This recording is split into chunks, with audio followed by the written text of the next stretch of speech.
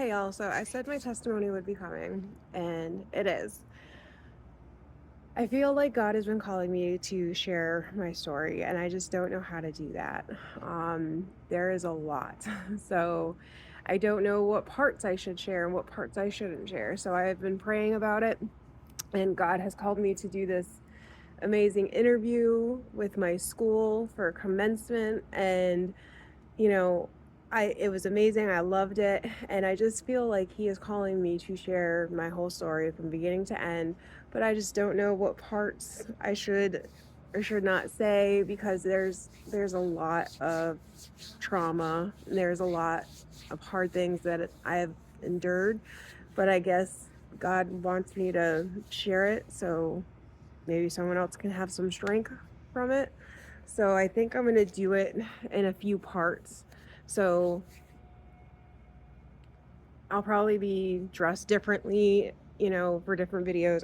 I'm not going to if I share this as one giant video, just be warned that I've taken time and consideration in sharing this story. Um because it's a lot, I don't and I just don't know how to talk about it. It's hard. So um I guess we start at the beginning. One fine summer morning in June. No, I'm just kidding. But we'll start with childhood, I guess. We'll start there. So I had a bit of a chaotic childhood. I was the oldest for my mom and my dad. And then I have two identical brothers. They're twins. They're identical to each other, not to me. Um, who are also by my mom and my dad. And then many, many, many years later, my dad had two more children by another woman. So I have four siblings in total, but I grew up with my brothers. And when my parents were together, I mean, we weren't well off by no means, but we weren't super poor either. We we did okay ish. I was a little kid, so I can't speak to that too much. But from what a child could tell, we did okay. Um, my mother was I like to, I don't like to say she's like she wasn't a nurse, but she was like a nurse. I don't know how to describe it. Like she worked in nursing homes. She did a lot of different stuff. And then when I got older, she used to run group homes for the Department of Mental Health. Back in the day, it was not called that. It was called DMR. So my, that's what she did. And she worked crazy hours, crazy long hours. And my dad, he did everything. He did a little bit of everything. He did construction, he did pools. My dad is a felon, so he had a hard time getting work, you know, that wasn't construction and things like that. Um, so my dad was also a biker. It was the most important thing in the world to him. Hear that again. It was the most important thing in the world to him. He wanted his colors so bad that he would do anything for them. And so we had that biker lifestyle growing up. There was always bikers around. Everyone was on motorcycles. My parents would go out to concerts or swap meets and stuff.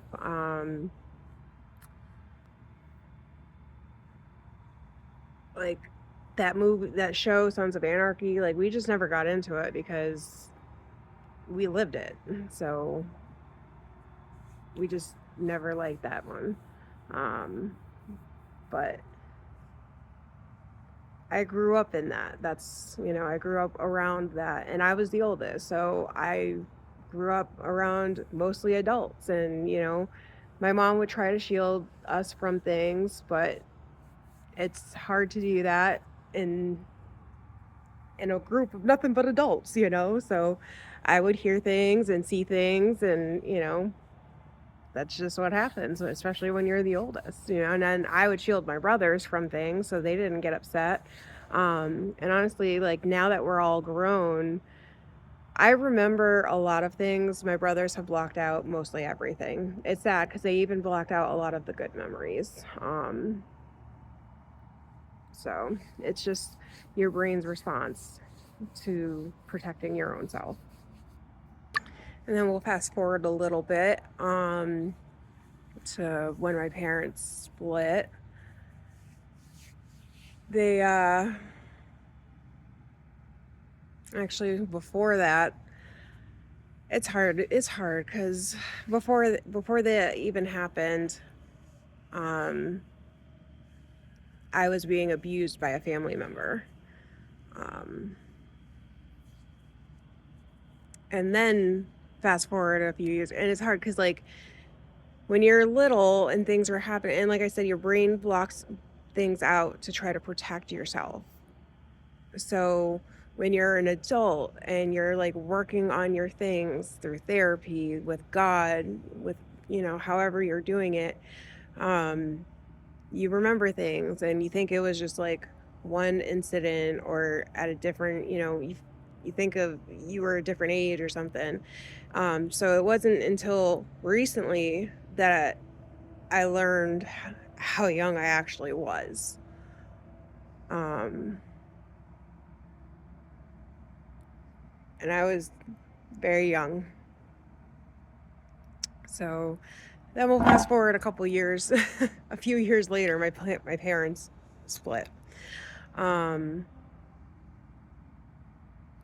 it was not good. It was bad for them. I won't talk about it because it's their story, not mine, but I will talk about my experience in that, because my dad was on drugs at the time and threatening my mom, and my mom was she could hold her own. She wasn't scared of nobody or nothing, but he did something, he said something to her that terrified her, and next thing I knew, we were leaving in the night going to Tennessee to hide from my dad. And we spent just about a year there. And I'll never forget it because that's when 9/11 happened. I was in Tennessee in school, and we lived really close to a base. So, nobody knew what was happening at that time. Everyone was terrified that there was going to be a lot more things happening. So they let us out of school early, and we saw it on the TV at school. And I was in like 4th grade. And my mom and my aunt, because we were staying with my aunt and my uncle and my cousins, because like I said, we fled, and we were staying there, and they came and they got us from school, and then we could see like the army jets and helicopters flying overhead like crazy. Like, it was insane. And then that Christmas, like, just like because it's September, so 2 months later, we flew back to Massachusetts from Tennessee. And that was the first time ever on a plane for me and my brothers. And my mom was a single mom with her kids flying right after this happened. So I'm sure it was terrifying for her. I was older, so I understood a lot of what was happening. And it was kind of scary, but we got home, we got back. My grandparents picked us up from the airport, and we just tried picking up our life and keep going. And because a lot of things happened to me from a very young age, things that I seen, things that physically happened to me, I lashed out from a young age. So at like 12 years old, because like I was like 9 years old when we went to Tennessee. So at like, I don't know, like 11 or 12 years old, I started hurting myself. And by 13, my mom didn't know what to do anymore. So she asked the Department of Children and Families for help, and they put me into a group home, a diagnostic center, and then a group home, and then a school for girls, where I was diagnosed with bipolar, manic depression, PTSD, OCD, anxiety, like the list goes on. And they started medicating me heavily, I will say. And I spent another year there, like just about a year in that situation. And I didn't get out until they neglected me and I got hurt. And my mom threatened to sue them because at first, like, they weren't letting her take me. And then they were neglecting us. The campus was infested with bed bugs. They weren't taking care of it. I slipped and fell on the ice and got a concussion and hurt my back, and they weren't taking care of it.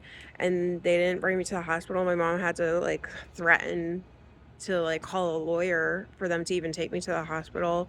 And then I went to the hospital and it was like I have never seen a hospital like that before. It was like there's like they just threw needles on the ground because they were just so busy, and I guess the janitorial services would come through, and I don't know.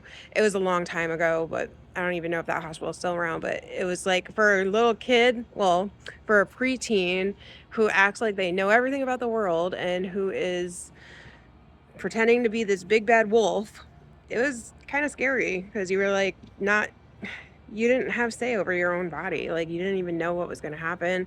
They told you, like, it was like little prison for little kids basically. So it was kind of scary. Like I didn't know what was going to happen. And then 2 days later my mom came and picked me up and she's like, I don't care, I'm taking my daughter and you guys can beat feet because you're neglecting her, you guys aren't taking care of her. Oh yeah, it was this whole thing. It was insane. So I went through that, and then by 14 I got into my rebellious party phase, where I just thought it was so cool to go to parties, and as most teenagers do. And I went to the wrong party. I went to a party with full-grown adults who took advantage of whatever they could. And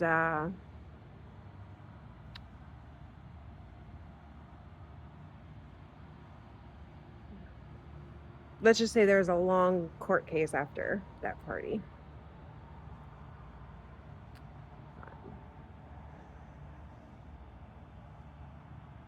Evidence was destroyed, so it didn't even go anywhere. Chain of custody was broken. Evidence lost. So 3 men who should have got time never did. Then we're just going to fast forward past that to like 2 years later. Actually, not even. Yeah, not even. I think I had just turned 15 and we moved to North Carolina. And I met my ex. And I started dating him about a year later because I had just turned 16 and he was 26. He was 10 years older than me. And my mom and I fought a lot. Like we used to fist fight, like full on brawl. And I left. And I told my brother, my older brother, like he's older by a minute because they're twins, remember? I told him to be the man of the house and to take care of mom, and I left. And I hated putting all that burden on his shoulders so young. And I'll never forgive myself for that. Because up until that point, I took care of my brothers.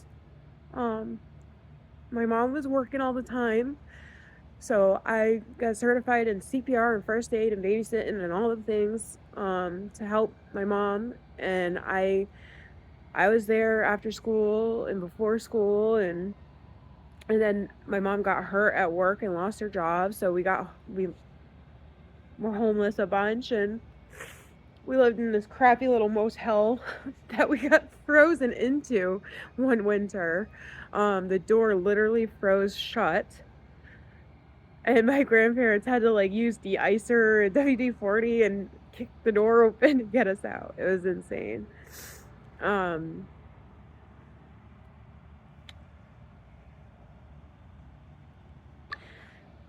and after my mom got hurt, um, I helped her with everything, you know. After my dad left, I helped her as much as I could with everything. And I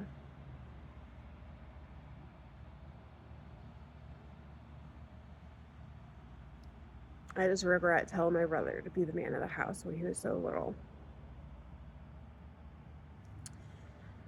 And then I left.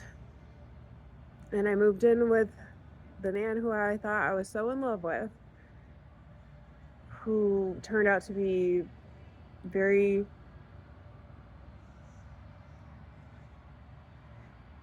I don't know what the right term is so this video doesn't get taken down. DV, I'll just say that. It was a very DV situation. Um, and he did horrible, horrible things to me.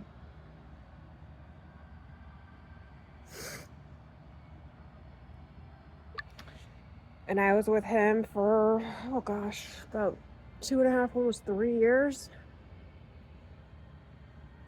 I was 16 when we got together. And I dropped out of high school. And I took a lot of pain and suffering over those couple of years. Mentally, physically. And I don't know what to say, like the things that happened. I don't know how to say them without the video getting taken down.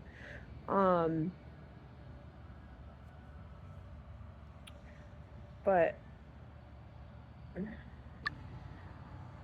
and yeah, so he was a hard person to live with and get along with too. So and then by 17, I had gotten into a car accident and I had shattered my arm completely, and they had to like rebuild it. And I spent a couple of years recovering from that. Honestly, it was a lot. It was a long time. And my mom made us move back in with her because at that point she had lived a few hours away from me, still in North Carolina, and we had she knew I was going to need her, I think. So she made me come stay with her, and I did. And he came with me, and we stayed with my mom, and my mom took care of me. She washed my hair. She washed me up in the shower. She helped me do the things I couldn't do. And my ex was stealing my pain medicine. So I was suffering a lot. Think of a cast from here to here, and then from here to here, and then from here to here, and how much pain that would be. And think about not having the pain medicine for it. And then that was a whole nother thing because in North Carolina, like they just gave it out very freely. So I was like, they gave my brother when he was sick with the flu. He was like 13 at the time. They gave him morphine, so they were just handing it out. And I was on pain medicine with them for a couple of years, and I ended up getting hooked on the pain medicine because I took it every day for years, for like 2.5 years. As long as I was in a cast, I took it. Because it was painful, and it was even painful afterwards. And then they had to do another surgery, but I'll get into that after. So then, after a while, me and my boyfriend at the time we'd fight a lot and got into a fight, and he went back down to where we were living, and I followed him because I thought I was in love with him. And then my mom called me one day and said she was leaving North Carolina and returning to Massachusetts, and she thought I was going to come home with her, and I did not. I stayed in North Carolina. And that's when things got really, really bad.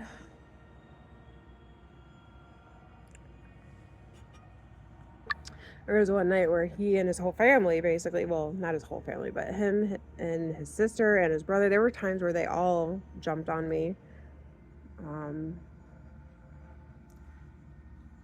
And, physically did things.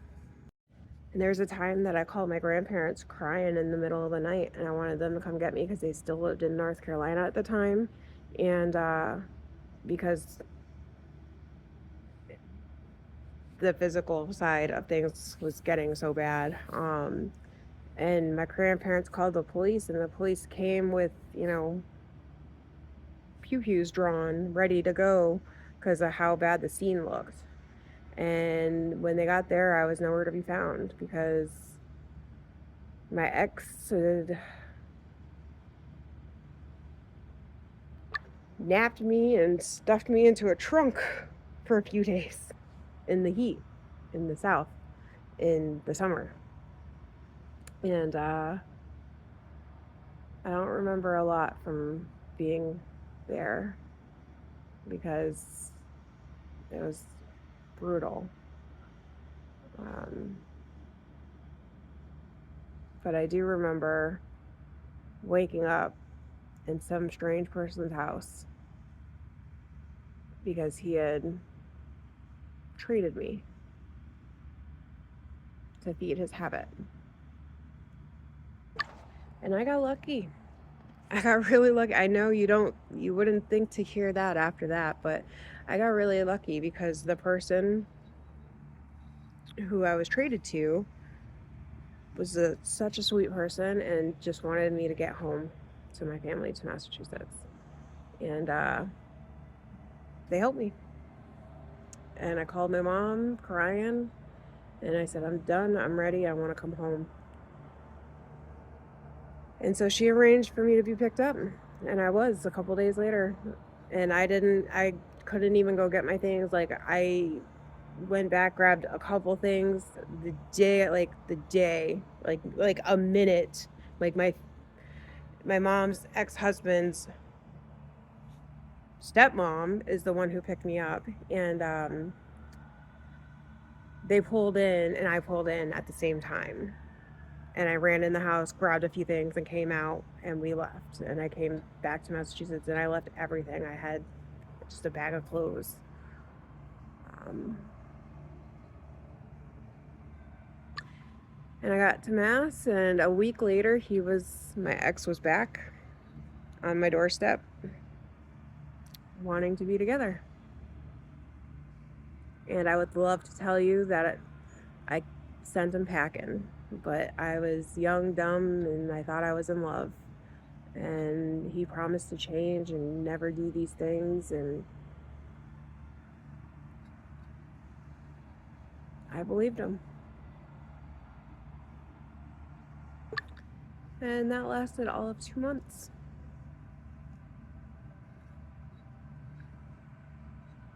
So during this time, I had come back to stay with my mom in Massachusetts, and there was a lot of craziness going on at the time. She was at the very tail end of her marriage with who was her husband at the time. So they had split up, and my mom was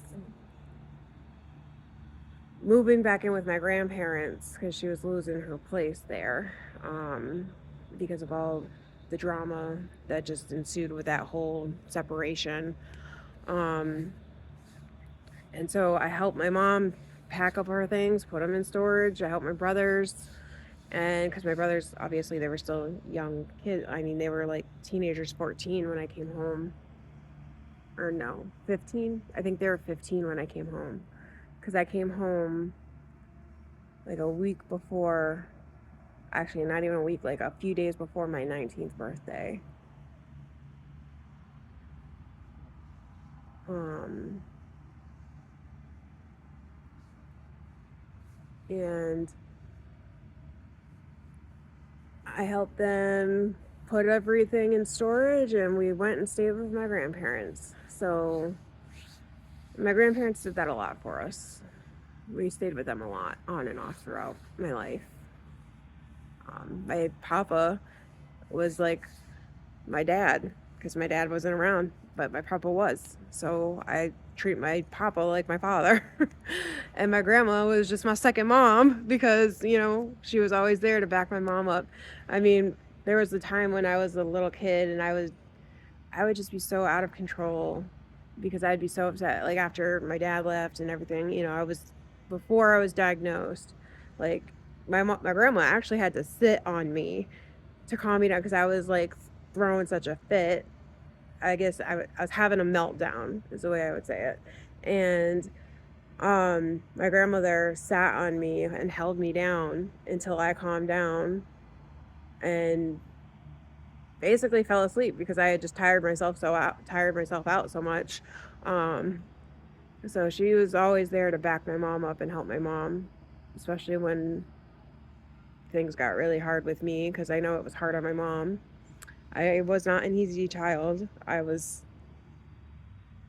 probably what you would call a terrible child.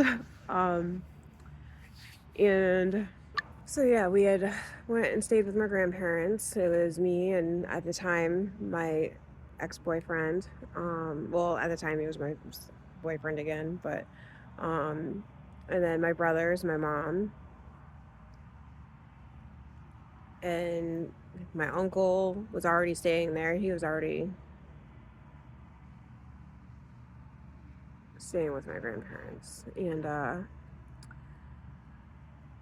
I was working all the time, and this is where I met my husband, who is now my husband.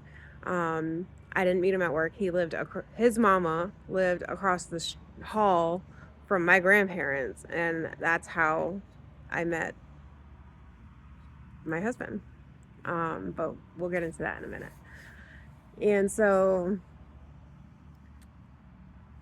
I was working a lot, and I was working like I was a waitress at Friendly's, and I was working crazy hours, like closings and everything. And I'd come home, and my ex would be drunk, and my grandma would warn me. She'd be like, "He was drinking." I was like, "Okay," and I'd go in, and he'd pick a fight with me, and he'd be like, he was just so jealous of nothing. Like there was nothing to be jealous of. Like I was just working and coming home and that's it. And he would just pick fights. And one night was the last night he was able to pick a fight because he decided to put his hands on me for the last time, and my mama came flying in the face. And my grandma called his daddy and said, "You come get him now because he is homeless. He's going to be kicked out in the street." And so they did. They came and got him, and he left me with a few parting favors, scars that I will have forever.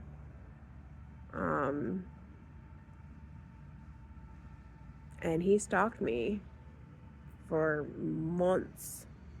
I had to change my number 3 times. I had to pull out a few restraining orders. He stayed in the area for a while just to follow me, and it was a lot. It took me a few years to finally shake him off, like completely, where I stopped hearing from him via letters or harassing phone calls or whatever. But during all this craziness, in the mix of all of this, is where I met my husband. And it was so funny because the first day I met him, he had this like really long hair. And I don't know, I'm not attracted to that. So I just like didn't even give him a second look. Like honestly, it sounds so terrible. But I met him and I was like, "Oh, hi, nice to meet you," whatever. And then the very next day, he came and his hair was all cut and I was like, "Who's that?" And my grandma was like, "Oh, that's Robin's son. Um, you met him yesterday." I was like, "I did not meet him yesterday." And she's like, "Yeah, you did." She's like, "Remember he had all that long hair?" And I was like, "That's him?" And I was like, "Oh, hey, hello."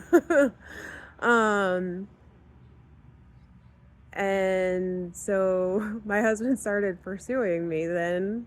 Um, we started hanging out. We were just friends, started hanging out. And he was there when everything went down with my ex and my ex left. Um and now remember, I had had surgery and got addicted to pain medicine. So at this time I was addicted to pain medicine and still on pain medicine. And I was still getting it from the doctors, and my husband later, way later, come to find out, he broke his one rule. Was he didn't he wanted to date sober people, because he was newly sober himself, and he didn't want to go down that road again. But he broke his rule for me, and we ended up getting together.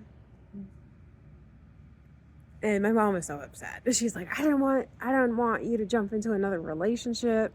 I just wanted you to go to school and go to college, because I was accepted to NYU. I had got my GED. So I finally went, like, got my GED, because I broke up with my ex, and my life was finally starting to get on track and go somewhere. And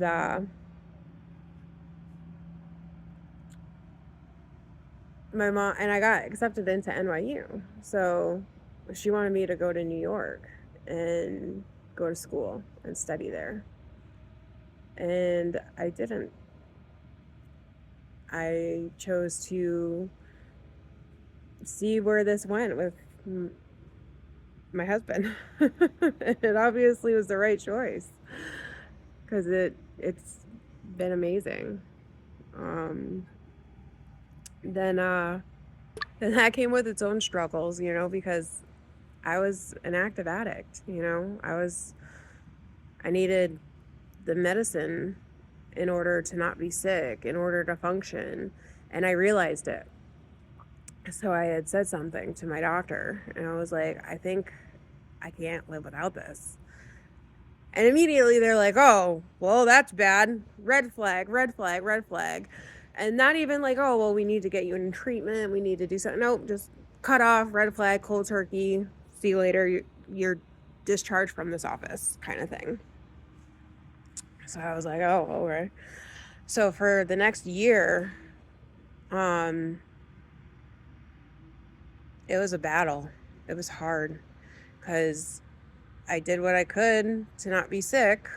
I never stole from nobody. I never, did anything crazy. So I can proudly say that. Like, I would just be sick and it would suck.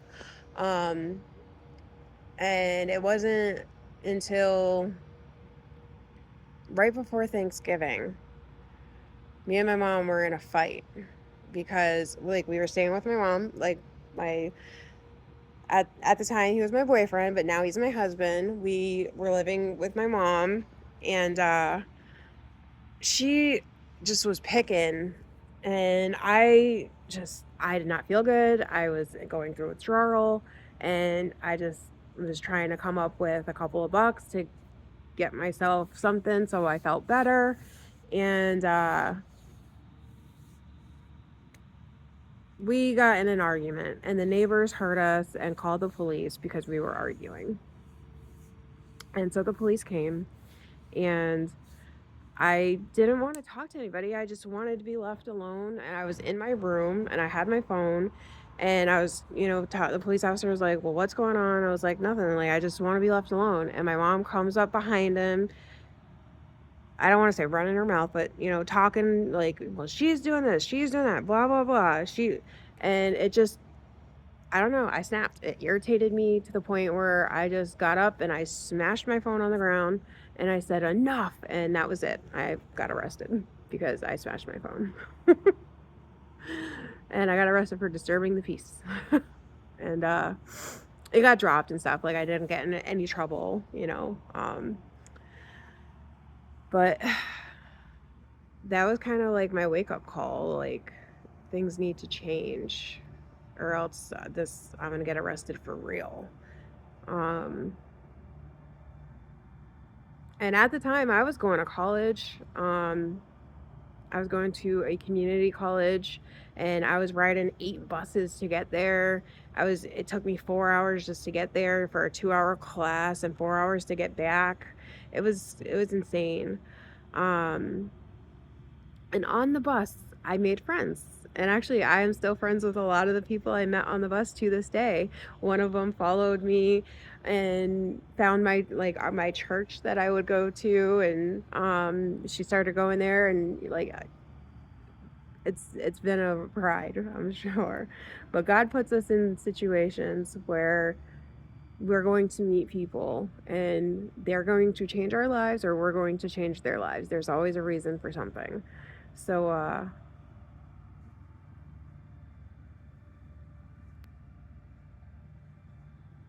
I met this guy on the bus. And he noticed, he saw I was going through withdrawal one day on my way to school, but I still was going to school. And at this time, so I've been sick a few times in my life, and at this time I was also sick for the first time and battling an illness for the first time. And I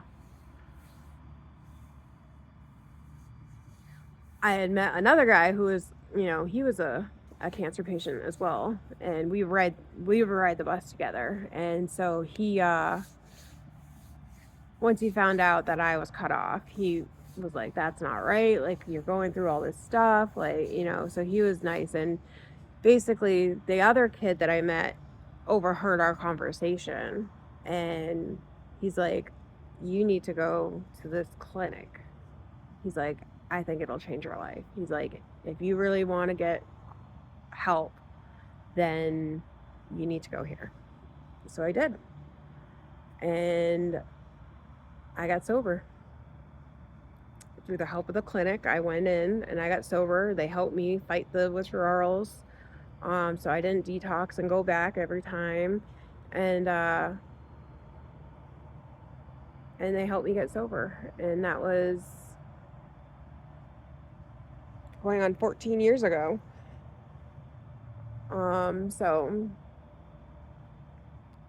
after I got sober, things started getting a lot easier. Things started looking up and getting better. And sobriety comes with its own set of challenges, but also, like, I was sick, so my grades started slipping. So I left school and went to an online school, and I did good for a while, but then as the illness progressed, I slipped, and I was like, I can't do it. So then the government was like, oh, this school is lying to everyone and stealing money, so we're shutting them down. So there went my school anyway. So then I had to go to work. And I ended up overcoming the illness, I guess you would say. I fought the illness, survived it. It was done. So I went to work, and I started at Dollar Tree as a cashier. And then I got a job in the post office as a clerk for a holiday term. And they loved me so much, they wanted me to come back, but I had already accepted a position as a rural letter carrier. And that's where I started, and I got in the union, and I traveled a lot. And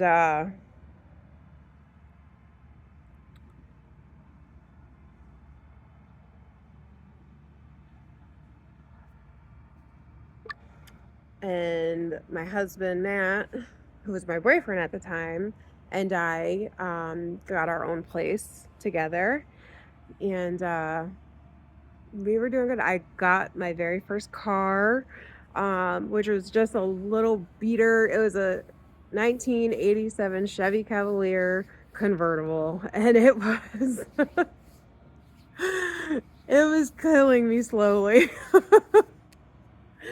Oh my goodness. When I was working the overnights at the processing plant as a clerk, I would be wide awake, I would be fine, and when I left, I halfway home I'd be like falling asleep.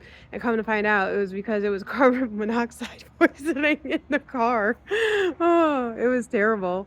But it got me from point A to point B until it didn't. And then once it finally died, I had to go, and like at this point, like I had no credit. I didn't have good credit. I didn't have bad credit. I had no credit, which is worse than bad credit, let me tell you. So nobody would help me. So I went to like a ready credit place, like a credit building program, and I got my first financed car, and I thought I was so cool because I had this car. And I would travel all over to work at all kinds of different post offices, and I would travel the country with the union to do conferences, and it was a very interesting time. And and then we'll fast forward quite a few years. My husband proposed to me, and he was so cute. He proposed, but he just gave me the ring. He couldn't speak because he was so nervous. And I love that story because to me, after a few years together, he was so nervous that he couldn't speak. Is just, I love it. It's our story and I love it. So he gave me the ring. I said yes, of course. And then a year later, he proposed to me with the words he asked me, but through Build-A-Bear, because I love Build-A-Bear and I love sheep. They're my favorite. So he went to Build-A-Bear and he made me a stuffed sheep dressed as a bride. And when you press the paw, well, the hoof, when you press the hoof of the sheep, it's him asking me to marry him. And of course, I said yes again. And we started planning the wedding. And oh Lord, And so I still worked at Dollar Tree when I was working at the post office. So then I got a third job at Dunkin' Donuts. And then I got a fourth job at Subway and a fifth job at Brimfield Flea Market because Brimfield Flea Market was seasonal. It was 3 months out of the year we would go and work, and it was only like 2 weeks each month. So I would go work there. So for 2 years, I worked like 100 and maybe 90 hours a week. I don't know. It was insane. It was crazy. And we saved and saved, and I planned this beautiful wedding. And we got married in 2016 in October, but in March of 2016, now we both knew like we wanted children and we wanted a family. And I did. I wanted to be a mom more than anything. And we were trying, and it was hard.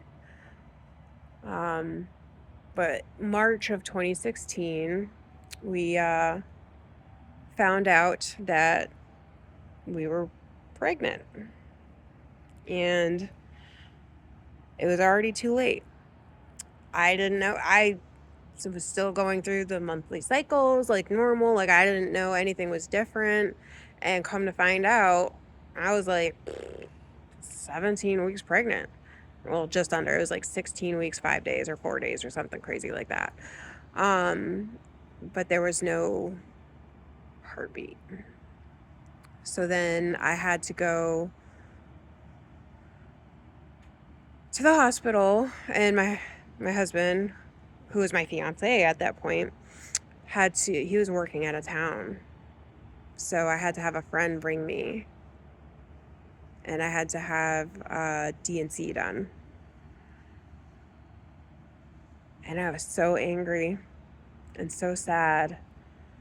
And because in the state that we were living in at the time, there's like a law, if, you know, a fetus is, if it weighs over so many grams or whatever, they have to legally give you the option to either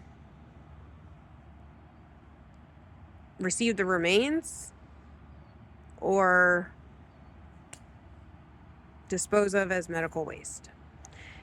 And that broke our heart. We just could not do that. So we opted for the first one.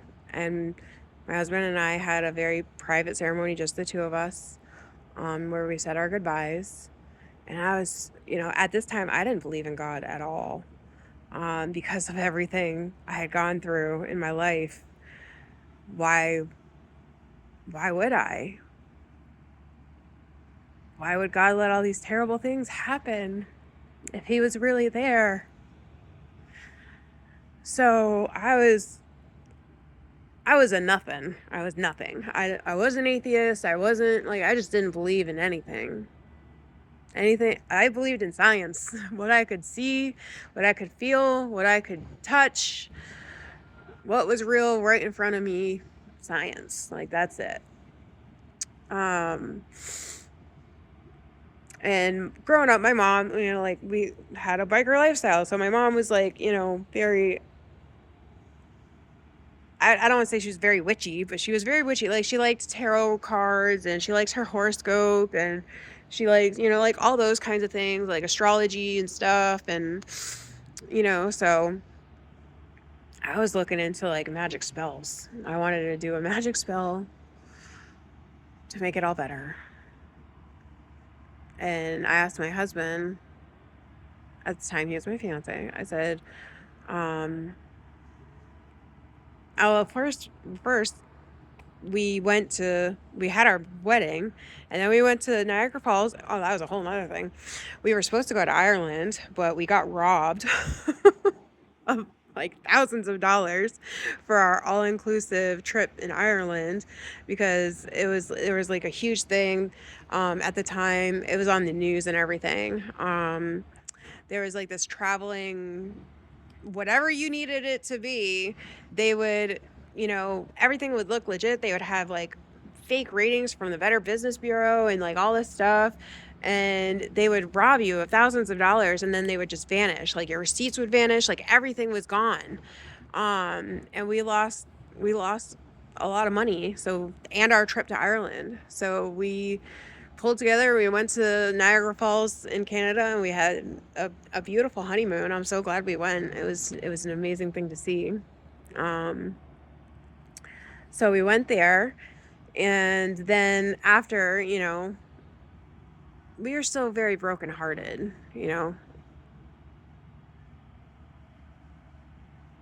I remember my husband asked me what I wanted for Christmas. And I said, to be a mom. So I said, we should do a magic spell so we can get pregnant. And he said, no, I don't believe in that. I believe in God.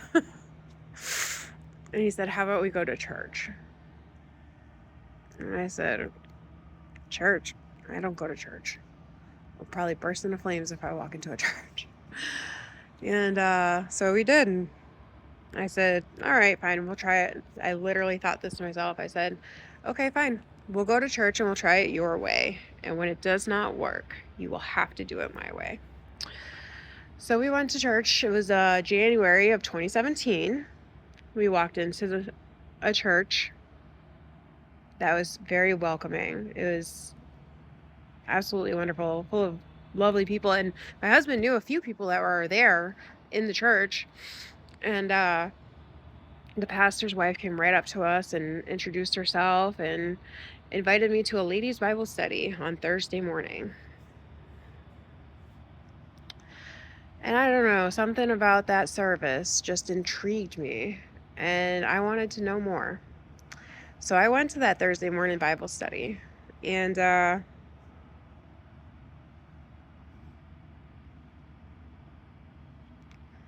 didn't even have a Bible. I did not have anything with me. I just showed up. And all the ladies were so nice and welcoming. And one of them even let me use her Bible to follow along and read out of. Um, and after that Bible study, I went to Walmart and I bought my very first Bible, which is the Bible I still use today. And because of my previous illness, we had gone through a bunch of, fertility testing, and they didn't think it was going to happen. And if it did, they didn't think I was going to carry to term. They just thought, it'll never happen. So we just kept going to church. I enjoyed it, and I listened wholeheartedly, and I read my Bible every day, learning about God. And I knew, like, I had the opportunity when I was a kid to go to church, and I did. I went to different churches and checked it out, and it wasn't for me. I just didn't believe in it. I was like, no, this is impossible. And I don't know. God calls on us at different times for different reasons, and I think this was just my time. And so we just kept going back to church. And like a month later, it was the week of my husband's birthday, that Sunday service. Our pastor, at the end of service during prayer was saying, if you haven't given your life to Jesus and you want to, you follow him, this is how to do it. And like, just, right there, I decided that I did believe in God and I did want to follow Jesus. And I gave my life to Jesus. And I accepted him into my heart and into my life. And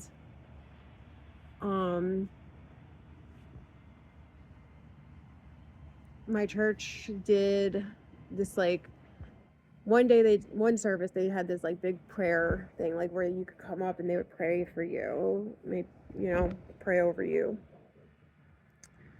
So my husband and I, we both went up there together, and they asked us how they wanted us to pray for, how we wanted them to pray for us. And I couldn't even speak. I couldn't get the words out. And my husband said, we want to have a baby. And so they prayed for us to have a baby. And within 3 months, I decided, I was growing in the faith and learning about God. I was going to every Thursday Bible study, and there was Wednesday night Bible study we were going to, and church on Sunday, and I was reading the Bible as much as I could, and I decided I want to get baptized. So in May, so it was like, 3 months later, I got baptized, and a couple of days later, my meme was very sick. She was not, it was her time.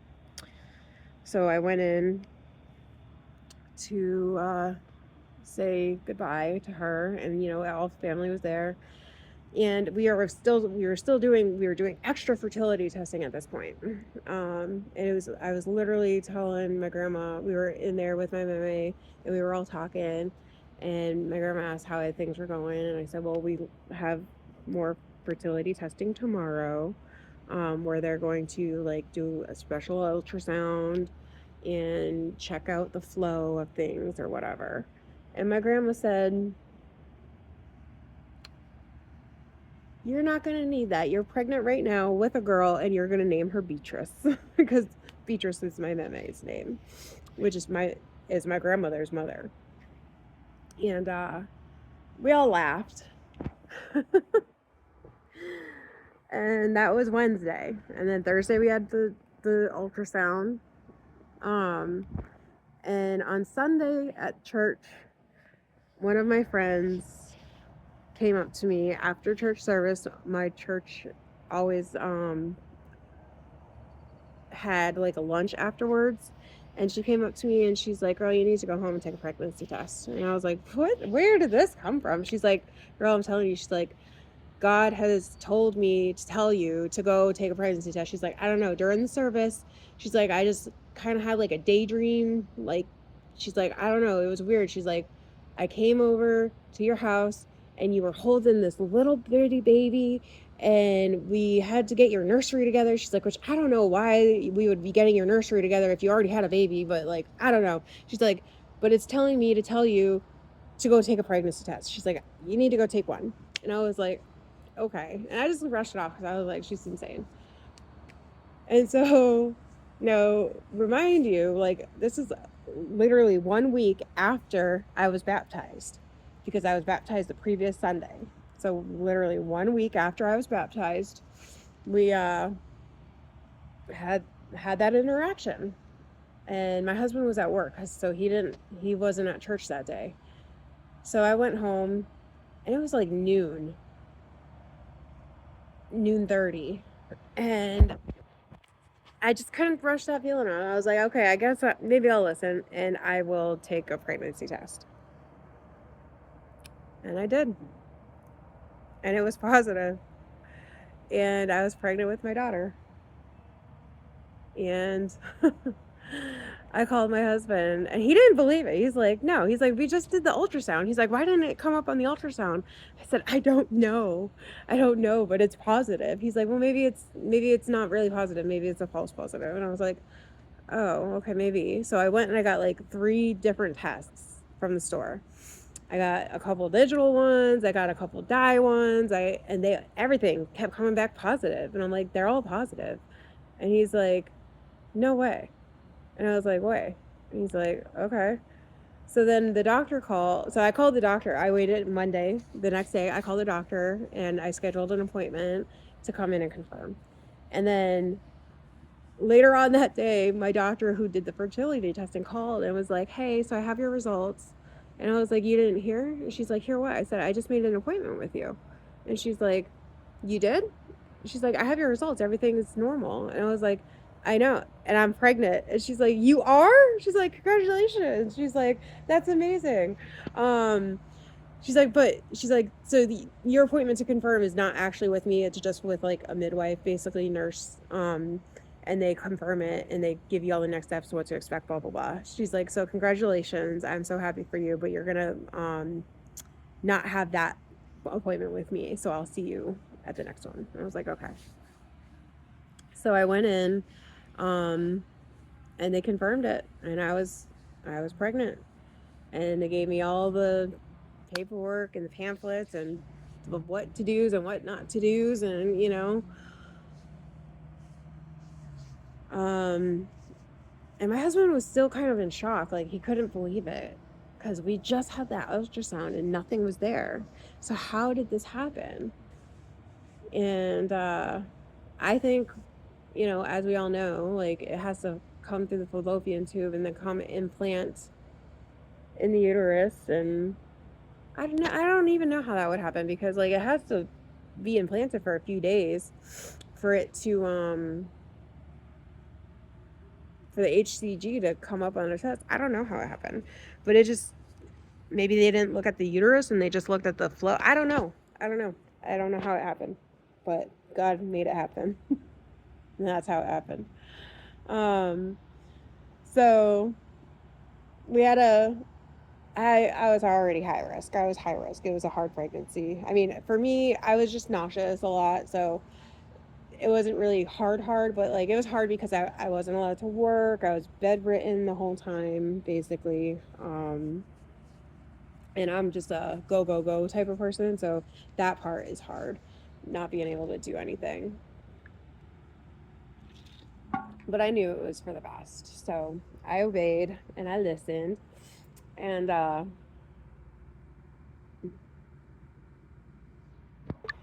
we had my baby shower and we had our daughter. And we actually she was premature, because I had so as soon as 20 weeks hit, I started spiking in blood pressure. My blood pressure was going way high, and so they were concerned for preeclampsia. And then, oh, before that even happened, my husband, he started believing it because I had some spotting and we were very nervous. So we went straight to the hospital and they did the ultrasound and they confirmed. And I watched his face light up. And that's right there. He started getting excited. I think it was like 6 weeks along. He started getting excited. But I was still so nervous. I was terrified that we were going to lose the baby because that's what I was told. Like, it was not going to, you know, it was going to be hard. And if it happened, it was probably not going to survive. And then so I went to a different gynecologist, and that's why we were redoing all the fertility testing. And I was kind of shocked to find out I was pregnant and to find out like everything was normal. Like, I was already told it wasn't. so, so it was just like a whirlwind of emotion. But I was so scared. And one night, I think it was just a few, like after the scare, we went to the hospital. It was like a week or two later. Yeah, I think I was like 8 weeks. Uh, we were sitting at Wednesday night Bible study, and that's the first time I heard God speak to me. And I just heard him say, "Your child will live." That's it. That's all he said. Your child will live. And I just had this peace come over me about it, and I was no longer scared. I was no longer nervous. I just knew we would be fine and my baby would be fine. And, you know, she was. It was all fine. And then we had our baby shower, and it was Lamb of God themed, so it was all sheeps and lambs. And we named her Layla Grace because by the grace of God, she is here. Um, and then I had to be induced early because I ended up having placenta previa, like my placenta fell. Um, it wasn't like causing any concern at the moment, but they needed to go ahead and start induction. And because my blood pressure kept spiking. Um, and so my husband kept texting my mother-in-law, "Yep, baby's coming for 3 days." He texted her that. And she was like, "Whoa, when is the baby gonna get here?" Because for 3 days, I was in active labor. Um, well, we were there for 3 days. I was in active labor for like 51 hours. Um, and then we had our daughter, and she had to go to the NICU because she was premature, and everything that happened, and there was meconium, um, and blah blah blah, all the things. So we were actually part of a new like pilot program that the hospital was doing, allowing parents to stay in with their babies in the NICU, which was nice. So we got to stay there with her for the entire time. So we were in the hospital for like, I don't know, probably almost a month, I would think. I don't know. It was quite a few weeks. It seemed like forever because we were there for days just to have the baby. We were there for a couple days with the baby. Then we got moved to the NICU and we were there for a while. Oh my gosh, it just seemed like forever.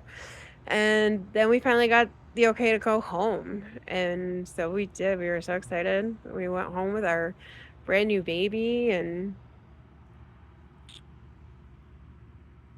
life was amazing, She was doing great. She was hitting milestones early. She was walking by 9 months. She was talking like mama, dada, nana, baba, like all the normal things. She was smiling all the time. She was such a happy baby. And around 1 years old, something changed. She started regressing and she started losing all of her milestones. She could no longer make eye contact with you. She no longer recognized her name. She stopped walking. she reverted to crawling. She stopped talking completely. Um, and honestly, like if I could go back, I probably would have not done her vaccines on schedule, or even if at all, because, I'm not trying to say the vaccines are, everyone do your research and just do what you will, but I am a firm believer that my daughter, she got her 1 year vaccines. She got the MMR shot and, everything else that came with it. And she got a pretty good fever after that, which they said was normal with the vaccines, and to give Tylenol. So we did. And I think, I don't even know. I think the fever got high and the Tylenol and the vaccines, I think and maybe because she was premature, I don't know. Just the combination caused a neurological deficit or something. Because my baby was happy, healthy, walking, talking, making eye contact. She was doing great until that. And then the regression set in. So within 3 months, we were requesting early intervention services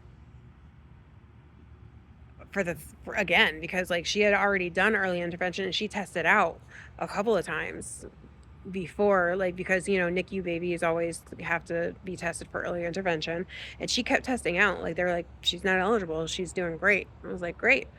And now all of a sudden we were requesting services again, and they came out and they're like, okay, we're gonna test her again. I was like, yeah. And she got in, she was eligible for services. So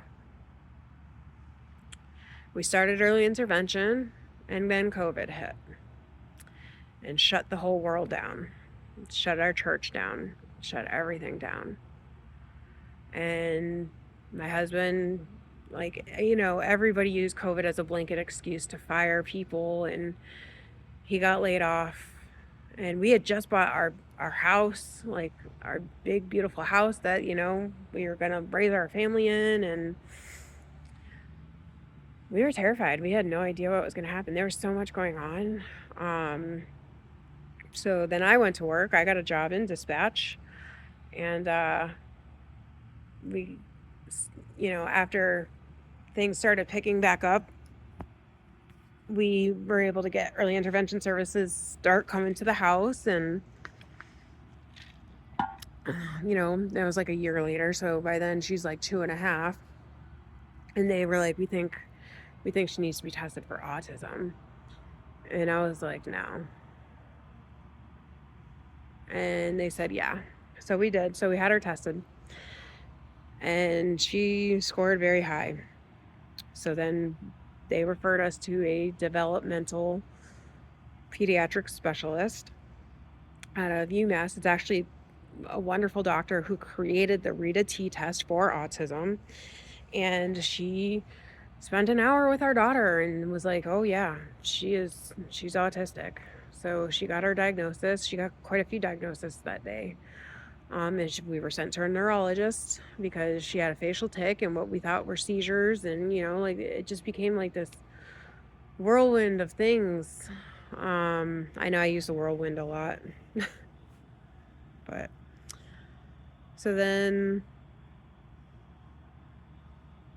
we started getting services. So she aged out of early intervention, but right before she did, they helped us get her into school. We began the process to get her into school, public school, and the process to get her into ABA therapy. So early intervention ended, but school and ABA began. So we got her into services immediately. And oops, sorry, I just dropped you guys there. So we got her into services immediately, and then, it was a battle, and it's been a battle, and we just continue to help her and do everything in our power to make sure she can thrive, But so this is like a couple years into COVID now we're at. And we all got COVID. We ended up catching COVID, and I was worried about my mom catching it because she had emphysema and COPD and stuff, and I was like, oh my gosh, this is gonna be real bad if she catches it. But no, her and my husband basically had a cold. I, on the other hand, I was real sick. And at the time, like, I've always been really sick. Like, I've always had really severe stomach issues. Had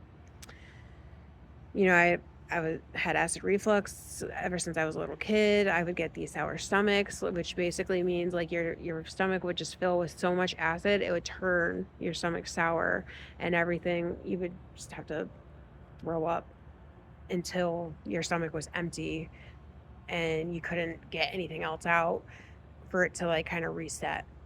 And that just kept happening more frequently. Like, it used to happen once in a while when I was a kid, but now it was happening like 5, 6, 7, 8 times a month. Like, it was getting bad, like to the point where I was going to the hospital because I couldn't stop being sick.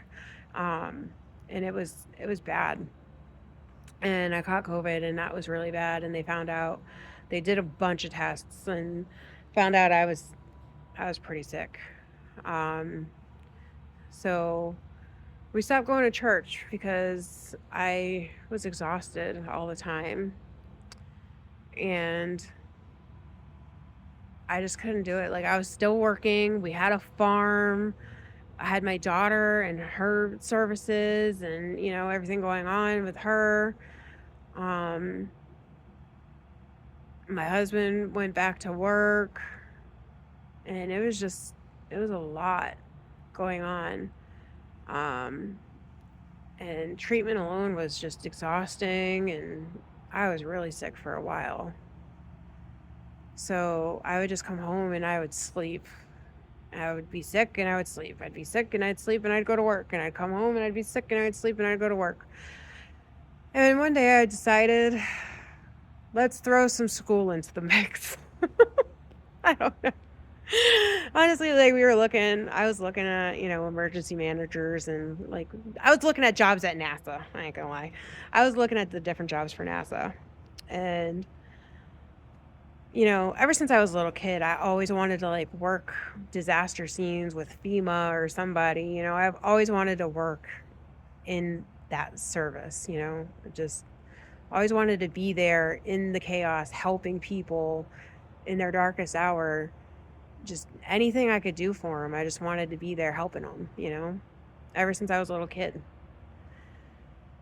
I would watch movies about it and be like, that's what I want to do. I want to do that when I grow up. I want to be the person that swoops in and helps people get out of there, and, and just help them prepare for it and recover from it.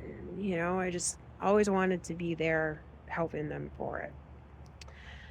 And I saw, I don't know, the numbers are probably way skewed, but I saw the emergency managers for NASA.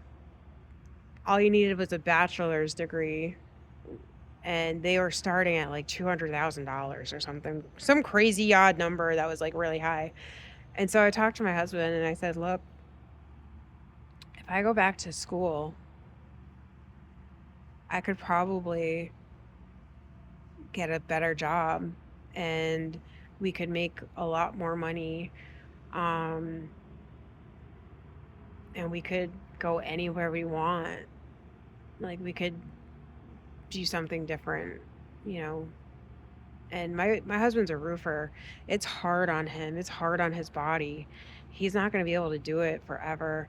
And I don't want him to do it. I don't want him to do it anymore. It's too much. It's hard, And I told him, I was like, look, if I got a job making enough money, like, you could retire and do whatever you want. And like, we have a farm that we run full time, and a business. So we do a bakery, and like, we have a lot going on, so we talked about it, and he's like, yeah, He's like, I fully support you. If that's what you want, if that's what you want to do, then I think you should do it. And I knew I was having surgery coming up, and I knew I was going to be stuck in the bed for a few weeks, couple of months, recovering from the surgery, because this was like the last ditch effort to be in the clear, to not be sick anymore. So I joined Columbia Southern University, and I signed up for my Bachelor of Science in Emergency Management and Homeland Security. And I joined February of 2024. And I started school and I had surgery in May. And I did my schoolwork the whole time, and I just wanted to graduate so bad. I just wanted to have that degree, that first degree. Actually, at the time, it was just a degree. I just want my degree so I can provide a better life for my family, so I can leave them something if something happens to me. I just so badly wanted them to be okay if I wasn't here anymore. So I was doing like four courses a term until I graduated.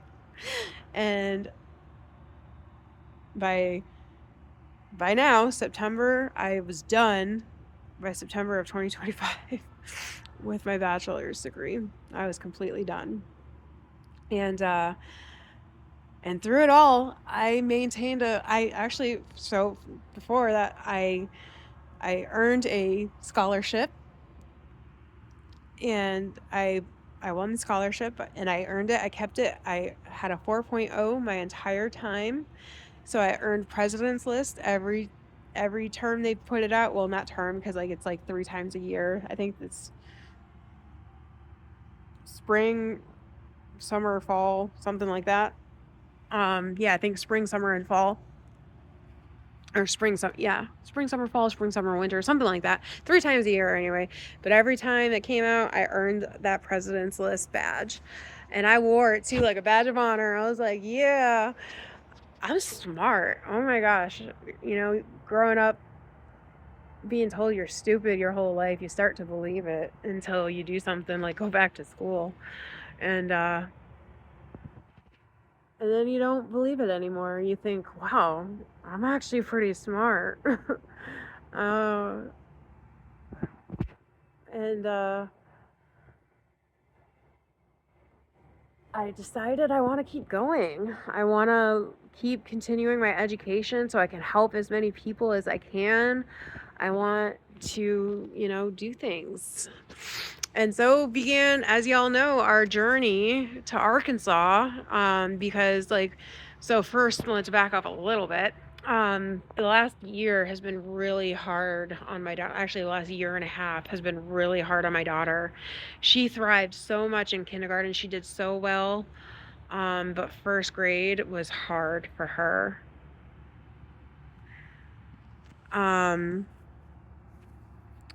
So she regressed a lot, and her behaviors upticked a lot, and she has self-injurious behaviors, and she couldn't get through the day without having 8 to 10 severe incidences with like high intensity, and they were lasting like an hour or more, and it was bad. And so we wanted to get her out of there and into an ABA structured environment. We wanted to get her into a different school, like a special school. And the district fought us on it. They didn't want to pay for her to go to the out of district. They have to do all these things first in order to, do it. And so we had meeting after meeting after meeting trying to fight for her. And, they're nice. I'm not going to lie. Like, it's been a battle, but like they're getting her services, they're providing things, they're just trying to keep her in Gen gen ed basically, but she's in a specialized program within public school. She's doing a little bit better right now, but the whole thing was like, we need to get her out of that school. We need to get her into a specialized school where she's thriving. Like, she needs where they can help keep her safe, and they can teach her the proper coping skills for these behaviors. And we need help. We need help, or else I fear what's going to happen. I fear she's going to get older and it's going to be harder. And she's so big for her age. She's 7, but she looks like she's 12. She's so strong, and we just I don't know what would happen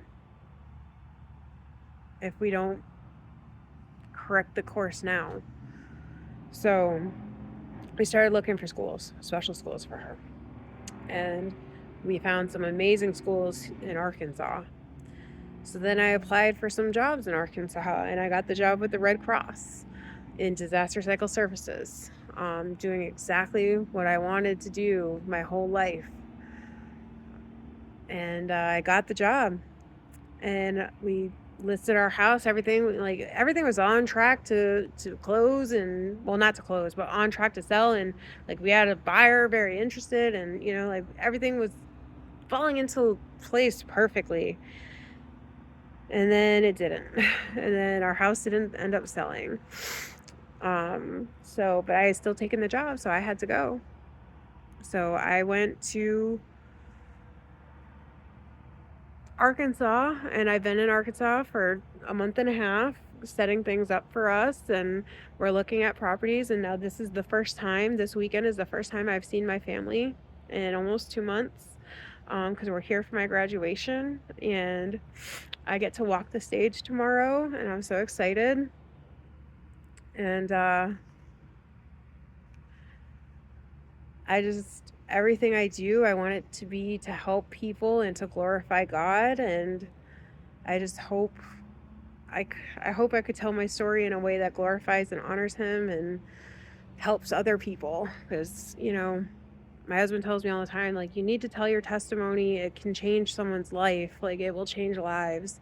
Somebody somewhere is going to hear it and think they can survive too, and think they can get through it too, and continue to do it. Because you continue to do it. And like my grandma said, you started way down here and now you're way up here. Like, you've gone through heck and back, and you are something to be proud of. So walking across that stage today, I am so proud. And my husband is so proud of me, and my family is so proud of me. And I never in a million years thought I'd be here, especially going through the darkest times in my life. I never thought I would find God, and I never thought He would have a plan for me. But I love the song Reckless Love, because God really does chase you down until you're found, and He brings you back to Him, and He puts people in your life to help you find your way back. Like, I honestly believe God gave me my husband to bring me to Him and give glory to Him, because without my husband, I probably would have never found God. Like, my husband has saved my life 3 times over. He saved my life when I met him, because if I stayed with my ex, I would not be here. If I went to school in New York like my mom wanted, I would not be here. I probably would not. I would have... my addiction would have killed me. And then He saved my life when He brought me to God. He saved my eternal soul. God saved my eternal soul, but my husband helped me get there. I would have never come to God, come to Jesus, or went to church without my husband. And God knows that. So God put somebody in your life for a reason. You just got to be patient to find out what that reason is. And you got to trust God and you got to keep going. That's all you can do is give glory to God and trust Him and have faith in Him. And we have taken the biggest leap of faith right now. We are separated. I'm not separated, like we're still married and together, very much in love. But our family is apart right now by distance, because I am currently living in Arkansas. They're currently living in Massachusetts trying to sell a house. So if you know anybody looking for a house in the Berkshires in Massachusetts, please send them to me. We have a beautiful, gorgeous house for sale and we have slashed the price on it. So it might just be for you. Or somebody please send them to me. So we are just trusting God. He has he's calling my husband to something bigger, and I'm just so excited to see what that is, because when my husband gets down here, we're relocating the farm to a bigger scale, and my husband's retiring. He's going to farm full time. My daughter's going to go to the special school. I'm working my dream job with the Red Cross. So there's something here for everyone, and we're going to be able to honor and glorify God here. And I just want us to continue being the light in the darkness. And if you've made it through this entire story and you're here at the end, I hope this can be a light in your darkest hour. And I hope this story, my story, can inspire you. And if it's you want to go back to school and you've had a hard time thinking about it, or you're going through the hardest season of your life, maybe it's, your kids are sick or you're sick or you're gone through some incredible trauma, there's always a way out. There's always a silver lining. There's always the other side. There's valleys and there's mountains, and your mountaintop is coming. If you're in your valley, your mountaintop is coming. And if you're on your mountaintop, I'm so proud of you and I'm so happy for you. But we remember while we're on the mountaintop, those valleys will come and go, because there's always another mountain to see. Okay? There's always another mountain. So no matter what, have faith, trust God, and believe in yourself and the people you love, because we can surprise ourselves. I love y'all, and I thank y'all so much for listening to me yap for an hour and a half. It's been, I think. Oh, goodness. So thank you all so much. Toodles.